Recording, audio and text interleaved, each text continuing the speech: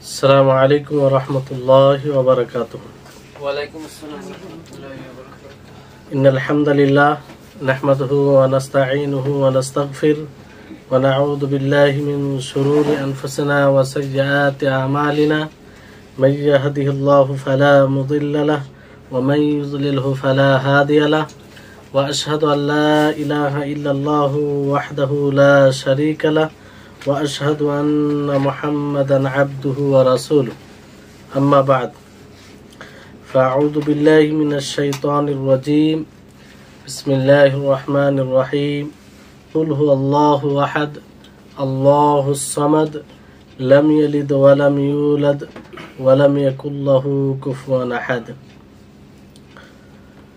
رب اشرح لي صدري ويسر لي أمري واحلل عقدة من لساني يفقهوا قولي رب زدني علما رب زدني علما সম্মানিত আজকের ক্লাসে উপস্থিত দিনপ্রেমী সুপ্রিয় ভাই সকল,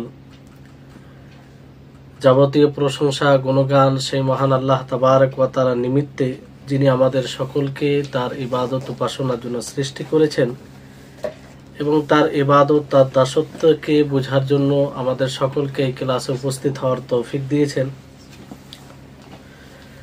তারপরে আমাদের সকলের প্রাণপ্রিয় নবী করিম মুহাম্মদ মুস্তাফা সাল্লাল্লাহু আলাইহি ওয়াসাল্লাম, ওনার উপরে অসংখ্য শান্তির ধারা বর্ষিত হোক।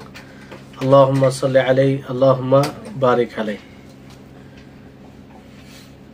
সম্মানিত উপস্থিতিগণ, আজকে ইনশাআল্লাহ আমরা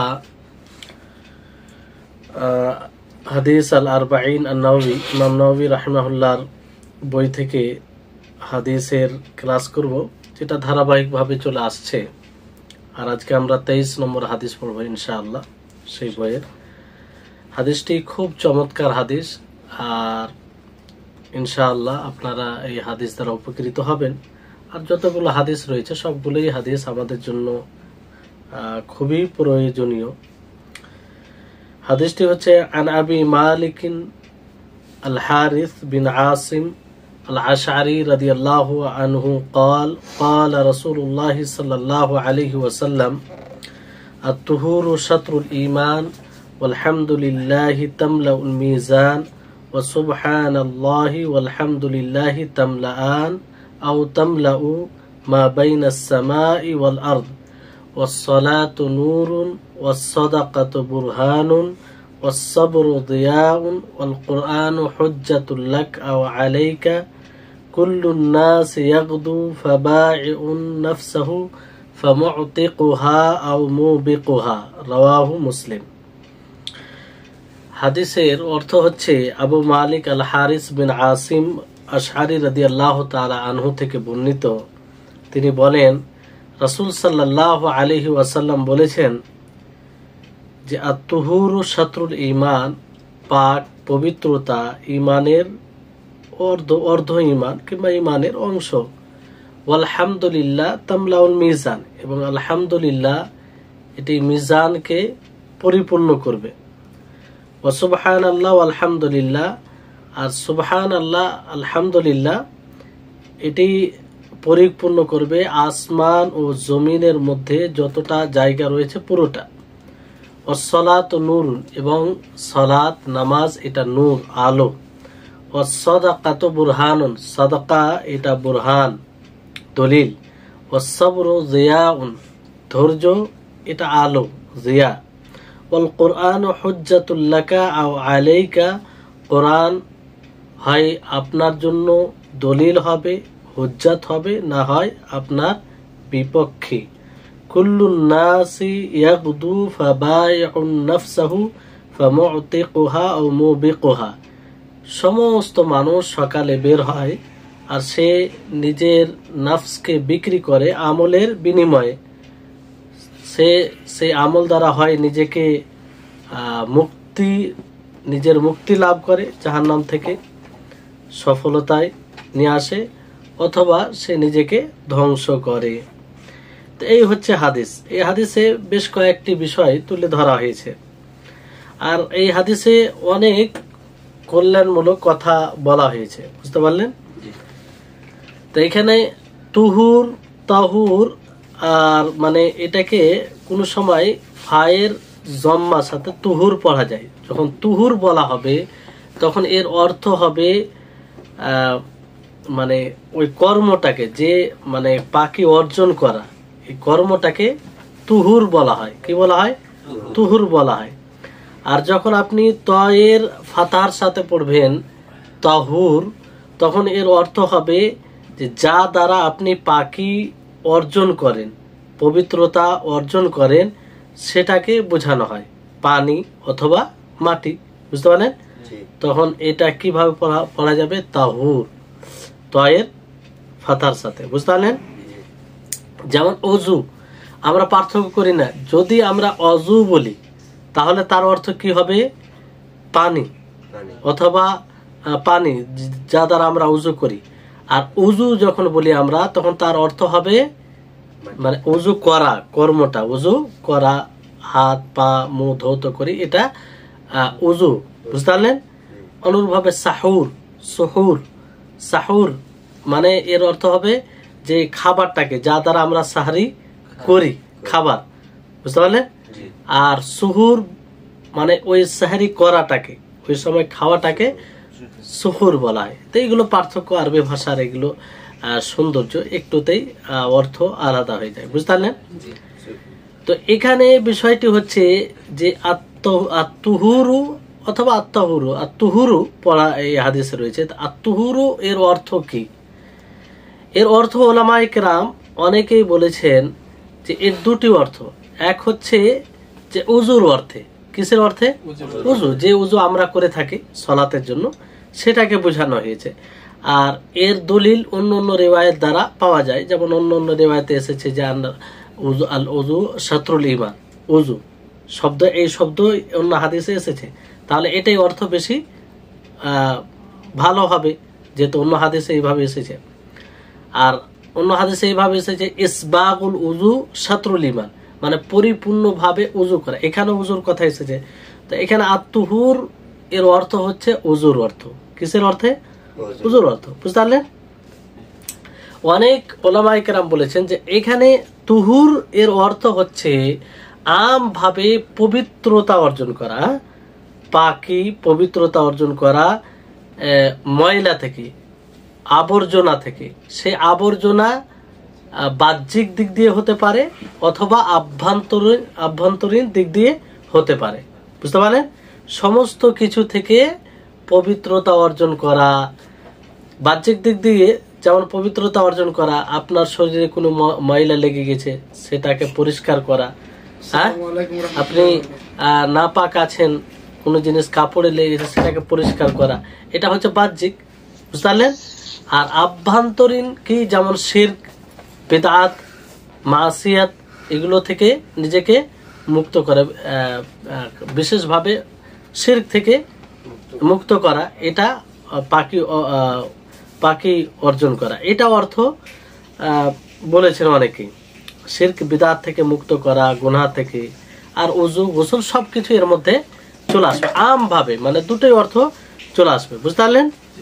তাহলে যাই হোক, আমরা ব্যাপকভাবে নিই জিনিসটিকে, যে উজু, গোসল এগুলো সবকিছুই, আর সাথে সাথে শিরক থেকে, বিদআত থেকে নিজেকে মুক্ত করা, এই সবগুলি অর্থ। বুঝতে পারলেন?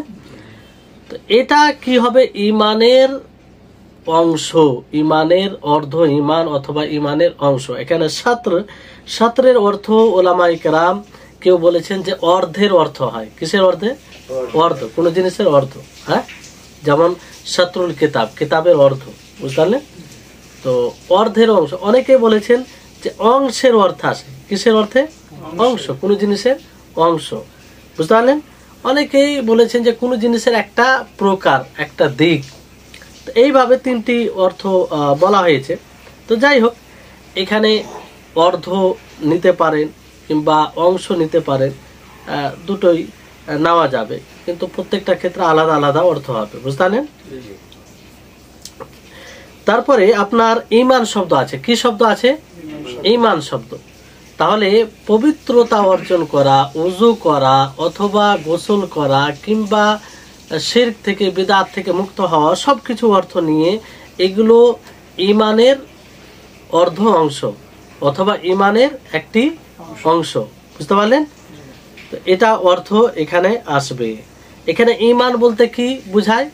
ঈমান বলতে বুঝায় যে এর দুটি অর্থ ওলামায়ে কেরাম বলেছেন যে ঈমান হচ্ছে সালাত। ঈমান বলতে এখানে কাকে বোঝানো হয়েছে? সালাতকে, নামাজকে। যেমন আল্লাহ তাবারক ওয়া তাআলা কোরআনুল কারীমে বলেন ওয়ামা কানা আল্লাহু লিইউদিআ ঈমানাকুম, যে আল্লাহ তাআলা কি হয়েছে তাদের ঈমানকে নষ্ট করবেন। হ্যাঁ, যে আল্লাহ তাআলা তাদের ঈমানকে নষ্ট করবে না, অর্থাৎ তাদের সালাতকে নষ্ট করবে না। পূর্বে যারা আপনার কিবলার দিকে, বাইতুল মাকদিসের দিকে মুখ করে সালাত আদায় করেছে, সেটা পরিবর্তন হয়ে যখন কাবা হয় তখন মক্কার মুশরিকরা, মুনাফিকরা বলতে লাগলো যে তোমরা এতদিন সালাত আদায় করেছো, তোমাদের সালাত হবে না। তখন আল্লাহ তাআলা আয়াত নাযিল করে বললেন যে না, তোমাদের ঈমান নষ্ট হবে না, অর্থাৎ তোমাদের সালাত নষ্ট হবে না। তারপরে ঈমানের একটা অর্থ দিন। ঈমানের একটা অর্থ কি? দিন। তো দুটোই অর্থ হতে পারে। তো যাই হোক, এখানে আত-তুহুরু শাতরুল ঈমান, পবিত্রতা অর্জন করা, এটা ঈমানের অর্ধ অংশ, ঈমানের একটি অংশ বলতে পারেন। এর পুরো অর্থ এইভাবে করতে পারেন যে পবিত্রতা অর্জন করা, অর্থাৎ ওযু, এটা সলাতের অর্ধ, সলাতের অর্ধ। কারণ অনেকে বলেছেন ঈমান বলতে এখানে সলাত, ঈমান বলতে কি? সলাত। না, সলাতের অর্ধ মানে কি? যে সলাতে যতটা পরিমাণ আপনি নেকি পাবেন, সেই নেকির অর্ধ নেকি কোথায় পাবেন? উযুতে পাবেন। কোথায় পাবেন? উযুতে পাবেন। বুঝতে পারলেন? কারণ উযু হচ্ছে নামাজের জন্য শর্ত। উযু যদি না থাকে কিংবা উযু না করে সালাত হবে? হবে না। বুঝতে পারলেন? তাহলে এই হচ্ছে বিষয়। অনেকেই ঈমান এর অর্থ এখানে দিন হিসাবে নিতে গিয়ে বলছে যে দিন মানে ঈমানের দুটি দিক আছে। ঈমানের দুটি দিক, একটা হচ্ছে বাহ্যিক আর একটা হচ্ছে কি? আভ্যন্তরীণ। তো বাহ্যিক দিকের একটা অন্যতম আমল ওযু, যেটা উদাহরণস্বরূপ এখানে বলা হয়েছে যে ওযু। বুঝতে পারলেন? তাহলে অর্ধ হয়ে গেল। দিনের মধ্যে দুই প্রকার আমল আছে, একটা প্রকাশ্যভাবে আমল হয় আর একটা দেখা যায় না, আভ্যন্তরীণ ভাবে আমল হয়।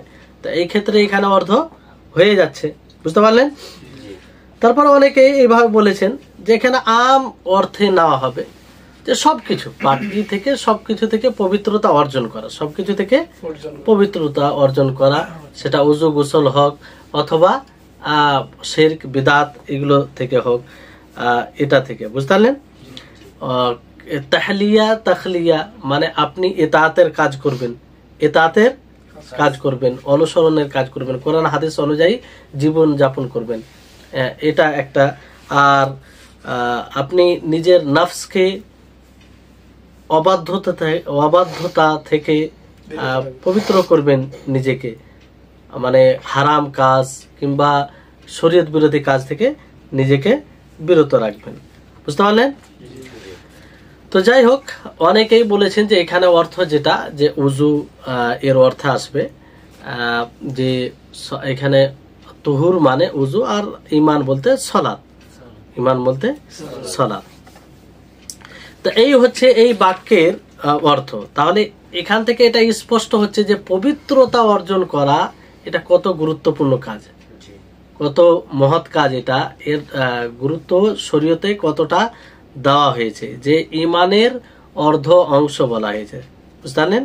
সেটা যেভাবে নেই, যদি আপনি ঈমানকে সালাতের অর্থ নেন, তারপরও বলা হয়েছে যে সালাতে যতটা নেকি পাবেন আপনি উযু করে তার অর্ধেক নেকি এখানে পাবেন। বুঝতে পারলেন? অথবা পুরো অর্থ যদি নেন যে সব রকম জিনিস থেকে পবিত্রতা অর্জন করা এবং মাসিয়াত শিরক থেকে, তো সেক্ষেত্রেও এটা গুরুত্বপূর্ণ। বুঝতে পারলেন? তো এটা বিষয়। তারপরে নবী করিম মুহাম্মদ সাল্লাল্লাহু আলাইহি সাল্লাম বলেন যে আলহামদুলিল্লাহি তামলাউল মিজান, যে আলহামদুলিল্লাহ এটা মিজানকে পরিপূর্ণ করে দেয়। কাকে? মিজানকে পরিপূর্ণ করে দেয়। এই আলহামদুলিল্লাহ যদি আমরা এর বলার গুরুত্বটা বুঝতে পারতাম, তা আমরা কখনো এটাকে ভারী মনে করতাম না, আর সব সময় আমরা এটা বলার চেষ্টা করতাম। এই আলহামদুলিল্লাহ এমন একটি শব্দ, যে শব্দ দ্বারা কোরআন আরম্ভ করা হয়েছে, তাই না? আলহামদুলিল্লাহ রব্বিল আলামিন। আর এই আলহামদুলিল্লাহ জান্নাতীদের তাদের এটা শেষ বাক্য হবে কিংবা বলবে তারা। তো আলহামদুলিল্লাহ মানে কি? সর্বপ্রকারের হামদ, প্রশংসা আল্লাহ তাবারক ওয়া তাআলার জন্য। এখানে আল্লাহ তাআলার প্রশংসা করা হয় তাকে ভালোবেসে, পরিপূর্ণতার সাথে। সর্বপ্রকারের হামদ, প্রশংসা আল্লাহর জন্য, মানে এখানে পরিপূর্ণতা রয়েছে, বুঝতে পারলেন? এই হামদ একমাত্র তার জন্যই উপযুক্ত হবে যে সর্বগুণে, সমস্ত গুণে পরিপূর্ণ, কোন জিনিসে তার ত্রুটি নেই। এই জন্য আল্লাহর জন্যই এই আলহামদ প্রযোজ্য হবে, কিংবা তিনি উপযুক্ত হবে, তাছাড়া অন্য কেউ হবে না, বুঝতে পারলেন? তো এই আলহামদুলিল্লাহ এত বড় একটা মানে গুরুত্বপূর্ণ শব্দ, যার এতটাই ফজিলত, যে আলহামদুলিল্লাহ মিজানকে ভারী করে দেবে, মিজানকে পূর্ণ করে দেবে, বুঝতে পারলেন? তো এটা কখন?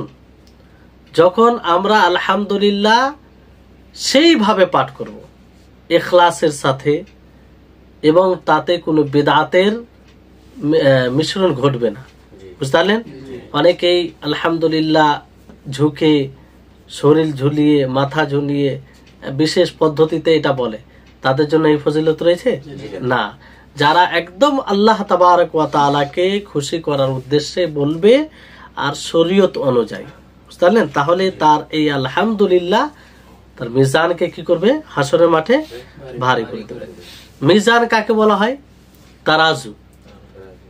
তারাজু যে যা দ্বারা মানে ওজন করা হয়, সেটাকে বলা হয়, কি বলেন আপনারা? পাল্লা। তো এটা কিয়ামতের দিন প্রতিষ্ঠিত হবে, এর উপরে ঈমান আনতে হবে। মানে যা দ্বারা কিয়ামত দিবসে মানুষের আমলকে নাপা হবে, ওজন করা হবে, বুঝতে পারলেন? আর এটা কোনো এমন নয় যে আভ্যন্তরীণ বিষয়, এটা স্বচক্ষে মানুষ দেখবে। তার দুইটি পাল্লা হবে, বুঝতে পারলেন? আর তার জিহবাও হবে, জিহবা মানে বলবে সে, বুঝতে পারলেন? তো এই তারাজু দ্বারা ওজন করা হবে, আর ওই তারাজুতে আলহামদুলিল্লাহ এটা ভারী হবে। তাহলে চিন্তা করুন যে কত ছোট একটা শব্দ, কিন্তু তার সেটা যদি আমরা উচ্চারণ করি শরীয়ত অনুযায়ী, তাহলে তার বদলা, তার প্রতিদান কত বড়, বুঝতে পেরেছেন?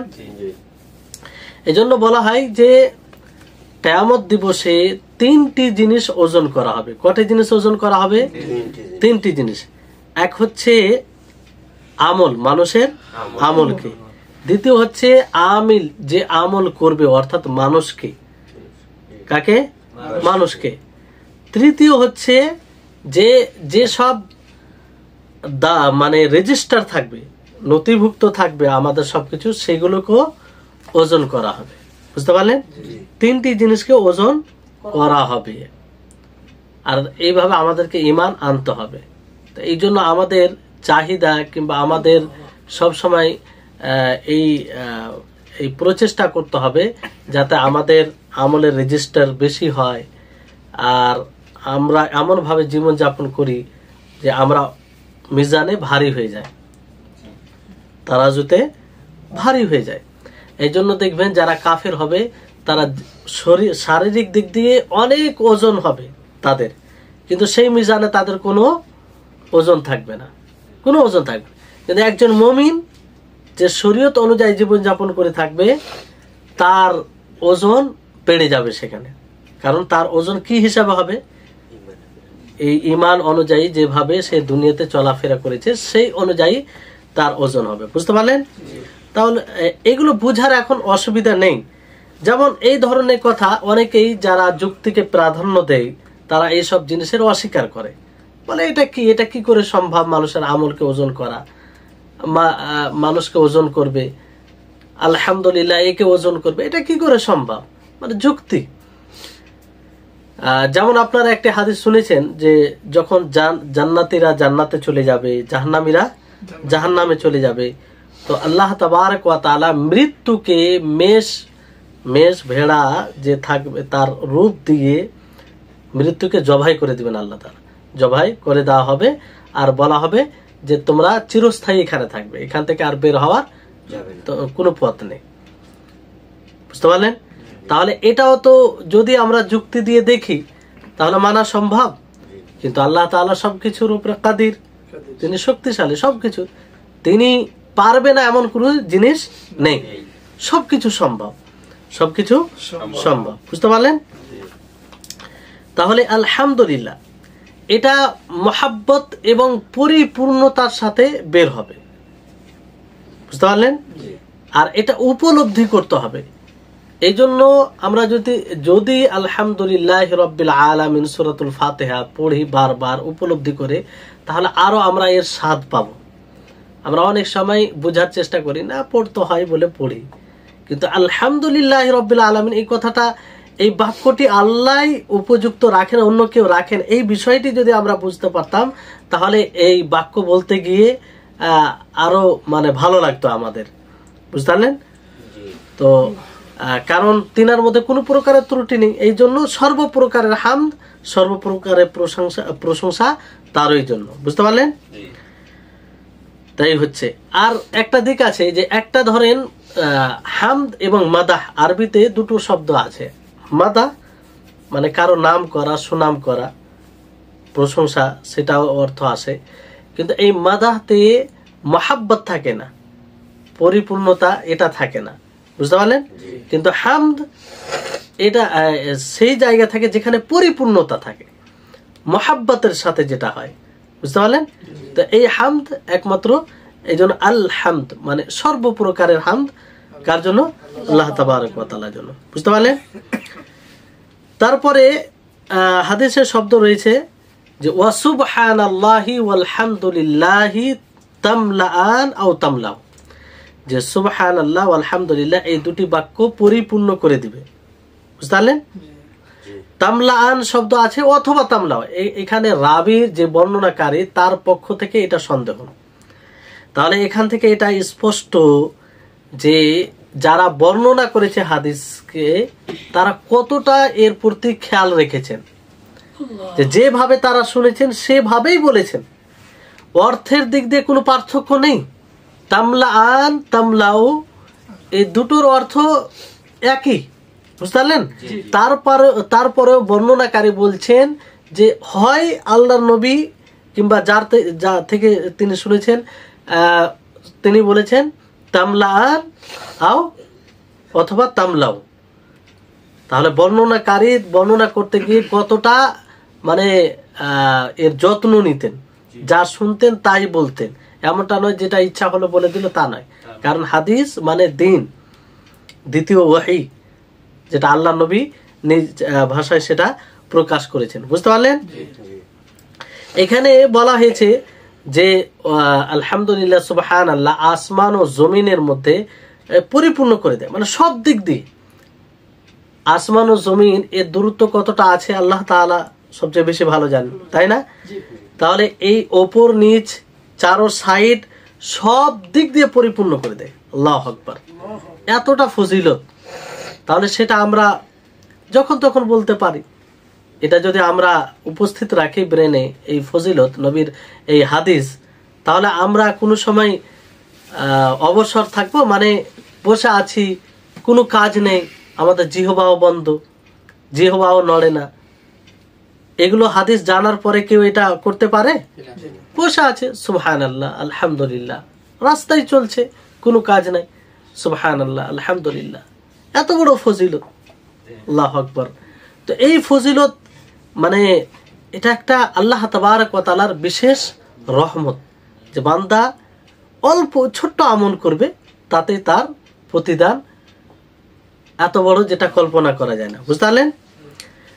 তাহলে এই হচ্ছে বিষয়। সুবহানাল্লাহ আমরা বারবার এই বাক্যটি পাঠ করি, কিন্তু কখনো কি আমরা এর অর্থ জানার প্রচেষ্টা করেছি? আমরা তো বারবার বলি সুবহানাল্লাহ। আলহামদুলিল্লাহ প্রায় অনেকেই জানেন যে সর্বপ্রকারের হামদ প্রশংসা আল্লাহ তাআলার জন্যই। সুবহানাল্লাহ মানে কি? মানে আল্লাহ তাআলা পবিত্র, ত্রুটি মুক্ত, কোনো প্রকারের ত্রুটি আল্লাহ তাআলার মধ্যে নেই। বিশেষভাবে তিনটি জিনিস থেকে আল্লাহ তাআলাকে পবিত্র বলে ঘোষণা করা হয় এই বাক্য দ্বারা। বুঝতে পারলেন? সেই তিনটি জিনিস কি? এর অর্থ, মূল হিসেবে অর্থ এটা নিতে পারেন যে আল্লাহ তাআলা প্রত্যেক ওই জিনিস থেকে মুক্ত যেটা আল্লাহর উপযোগী নয়, যেটা আল্লাহর উপযুক্ত নয়। আর এখানে তিনটি জিনিস মূল আসে, সেটি কি? এক হচ্ছে আল্লাহ তাবারক ওয়া তাআলার সিফাতে, গুণে ত্রুটি থেকে আল্লাহ তাআলাকে মুক্ত করা, পবিত্র, তার পবিত্রতা ঘোষণা করা যে আল্লাহ তাআলার মধ্যে কোনো, যেমন আল্লাহ তাআলা রহিম, দয়ালু, তার দয়ায় কোনো ত্রুটি নেই। আল্লাহ তাআলা গফুর, গফফার, তিনি ক্ষমা করেন, তার ক্ষমায় কোনো ত্রুটি নেই। আল্লাহ তাআলা সিত্তির, তিনি আবৃত্তকারী, এতে কোনো ত্রুটি নেই। আল্লাহ তাআলা কাদির, সর্বশক্তিমান, এই শক্তিতে কোনো ত্রুটি নেই। তিনি করবেন আর পারবেন এরকম কোনো বিষয় না, পারা এই বিষয়টি এলে ত্রুটি হয়ে গেল। বুঝতে পারলেন? তাহলে এইভাবে যদি মানে ত্রুটি থেকে, এক কথায় ত্রুটি থেকে আল্লাহ তাআলাকে পবিত্র করা। বুঝতে পারলেন? দ্বিতীয় বিষয় হচ্ছে যে পরিপূর্ণতায় যে ত্রুটি হয় সেটা থেকে আল্লাহ তাআলার পবিত্রতা বর্ণনা করা।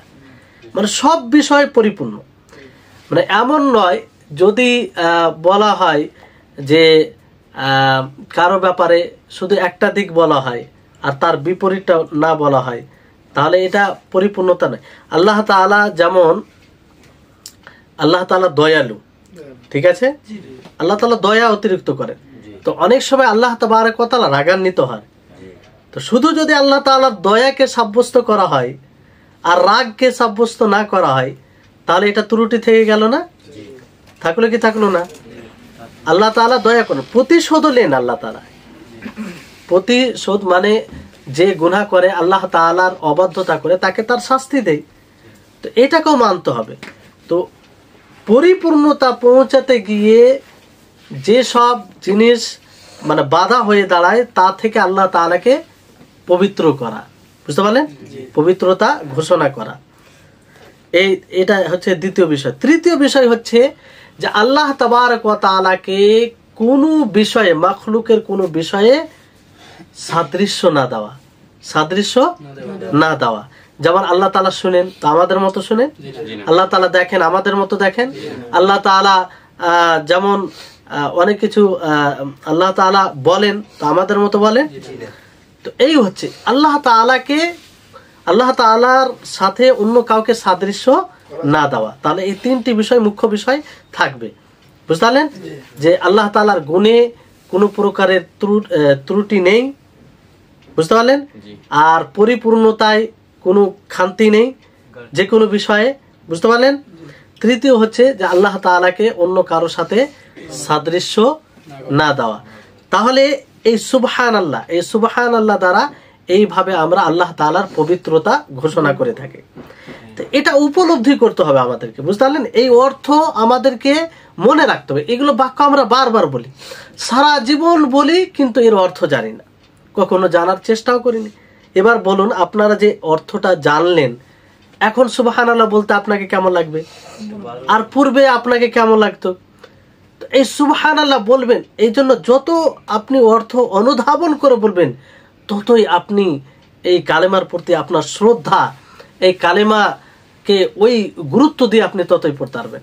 যেমন আমরা আস্তাগফিরুল্লাহ বলি, আস্তাগফিরুল্লাহ এর অর্থ যদি অনুধাবন করি, তাহলে আস্তাগফিরুল্লাহ যে শব্দটা বের হবে, হৃদয় থেকে বের হবে। কোথা থেকে বের হবে? হৃদয় থেকে। এর অর্থ অনুধাবন না করার ফলে আমরা বলি, যেমন অন্য কথা বলা হয় সেরকম বলে ফেলি। বুঝতে পারলেন? তাহলে সুবহানাল্লাহ, আলহামদুলিল্লাহ এই দুটি শব্দ মিজানকে পরিপূর্ণ করে দেয়, তারাজুকে পরিপূর্ণ করে দেয়। বুঝতে পারলেন? এই দুটি কালেমা আল্লাহ তাবারক ওয়া তাআলার প্রিয় কালেমার মধ্যে রয়েছে, বুঝতে পারলেন? আল্লাহ তাআলার প্রিয় কালেমার মধ্যে রয়েছে। যেমন হাদিসে আছে যে সুবহানাল্লাহি ওয়ালহামদুলিল্লাহি ওয়া লা ইলাহা ইল্লাল্লাহু আল্লাহু আকবার। এটা কি আল্লাহর নিকটে সর্বপ্রিয় কালেমা। কি সর্বপ্রিয় কালেমা। তো এই কালেমার গুলো আমরা যেখানে সেখানে পাঠ করতে পারি, যেখানে সেখানে বলতে পারি। তার সাথে যদি আমরা লা হাওলা ওয়ালা কুওয়াতা ইল্লা বিল্লাহ এটা মানে বাড়িয়ে দিই, তারপরে সাল্লাল্লাহু আলা নাবিয়্যিনা ওয়া সাল্লাম এটা বাড়িয়ে দিই, তাহলে সব রকম বিষয় এর মধ্যে চলে আসবে, বুঝতে পারলেন? সুবহানাল্লাহি ওয়ালহামদুলিল্লাহি আল্লাহু আকবার ওয়া লা ইলাহা সুবহানাল্লাহি ওয়ালহামদুলিল্লাহি ওয়া লা ইলাহা ইল্লাল্লাহু আল্লাহু আকবার লা হাওলা ওয়ালা কুওয়াতা ইল্লা বিল্লাহ সাল্লাল্লাহু আলা নাবিয়্যিনা ওয়া সাল্লাম। বুঝতে পেরেছেন? তাহলে এই হচ্ছে বিষয়। তারপরে হাদিসের যে শব্দ আছে সেটা হচ্ছে ওয়াসসালাতু নূরুন। ওয়াসসালাতু নূরুন, যে সালাত নূর, আলো। সালাত নূর, নূর মানে কি? নূর বলা হয় আলোকে, মানে কিছু না জ্বালিয়েই যেটা আলো হয় সেটাকে নূর, আলো বলা হয়, বুঝতে পারলেন? তো এই ওই নূর এখানে উদ্দেশ্য। আর এখানে সলাত বলতে সলাত মানে সব রকম সলাত, নফল সলাত, ফরজ সলাত, সব রকম। ফরজ সলাত যে 5 ওয়াক্তের সলাত আমরা আদায় করে থাকি, তারপরে আগে পিছে যে সুন্নাতগুলো, নফল যতগুলো আমরা সলাত আদায় করি, সব রকম সলাতকে এখানে বোঝায়। তো এই সলাত আমাদের জন্য নূর, কি হবে? নূর হবে, আলো হবে, বুঝতে পারলেন? যেমন নূর কেমন, যে না জ্বালিয়ে যেটা আলো হয়, চাঁদ দেখেছেন? সেটা জলে, তাতে মানে জ্বালানো হয় না, তারপরও আলো থাকে, সূর্যের মতো নয়, সূর্য থেকে সেটা ভিন্ন, বুঝতে পারলেন?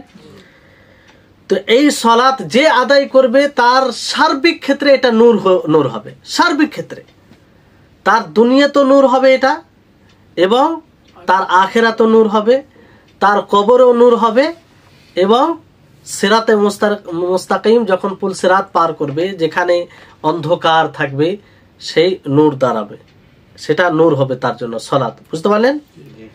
তারপরে আপনার কিয়ামত দিবসে সমস্ত মানুষ অন্ধকারে থাকবে, তার আমল অনুযায়ী সে নূর পাবে, আলো পাবে, তাই না? তো এই সালাত যদি দুনিয়াতে আদায় করে থাকে ঠিক মতো, তাহলে এই সালাত তার জন্য কি হবে? নূর হবে। দুনিয়াতে নূর কিভাবে? এই সালাত। আর এটা মানুষ উপলব্ধি করতে পারে। যদি আমরা উপলব্ধি না করতে পারি, তাহলে হয়তো আমরা সালাত সেই রকম ভাবে পড়তে পারি না যেভাবে পড়া উচিত, বুঝতে পারলেন? নবী করিম মুহাম্মদ সাল্লাল্লাহু আলাইহি ওয়াসাল্লামের হাদিস সত্য, এতে কোনো সন্দেহ নাই। তো সালাত নূর, যেমন আল্লাহ তাআলা বলেন ইন্নাস সালাতা তানহা আনিল ফাহশাই ওয়াল মুনকার, যে সালাত অশ্লীল কাজ থেকে এবং মুনকার থেকে বিরত রাখে।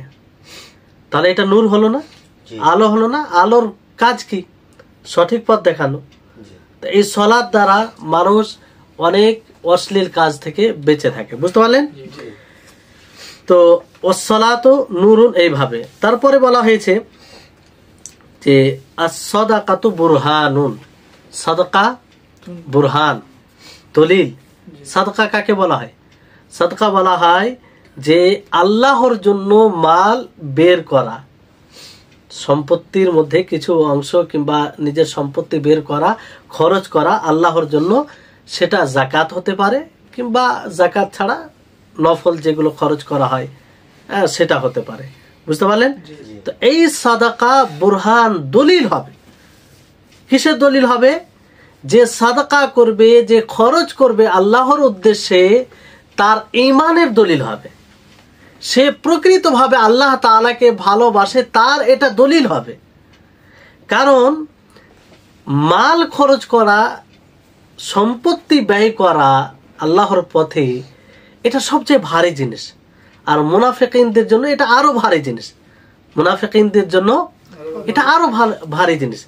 এই জন্য আল্লাহ নবী মুহাম্মদ সাল্লাল্লাহু আলাইহি ওয়াসাল্লাম কি বলেন যে as-সাদাকাতু বুরহানুন, যে সাদাকা দলিল।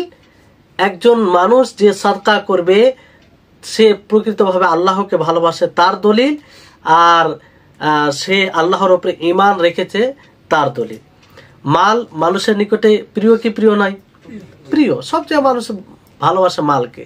এই মালের জন্য, ধনের জন্য, মানুষ সম্পত্তির জন্য কত না কিছু করছে, তাই না? এটাকে জগিয়ে রাখে, কত কি হেফাজত করে। তো এই মালকে খরচ করা, একটা প্রিয় জিনিসকে খরচ করা, তো যার জন্য খরচ করবে সে অবশ্যই মালের চেয়ে প্রিয় হবে। এর দলিল ওটা, বুঝতে পারলেন?